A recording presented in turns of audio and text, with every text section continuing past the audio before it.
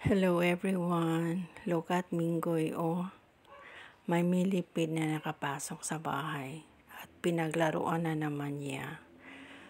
Kada ulan, meron talagang millipede na pumapasok sa bahay, ewan ko ba saan to nanggaling. Wala pong insektong sinasanto si Minggoy, lahat pinapatulan niya. Ang nakakatuwa nga, pag may nakapasok na langaw, ay habulin talaga niya yan. Para siyang Superman, lumilipad din. Na-appreciate na talaga namin na magkaroon ng pusa sa loob ng bahay dahil laking tulong po.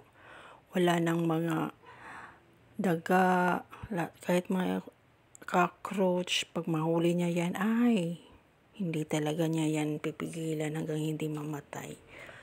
Yun nga may ahas na nakapasok dito sa amin. Diyos ko.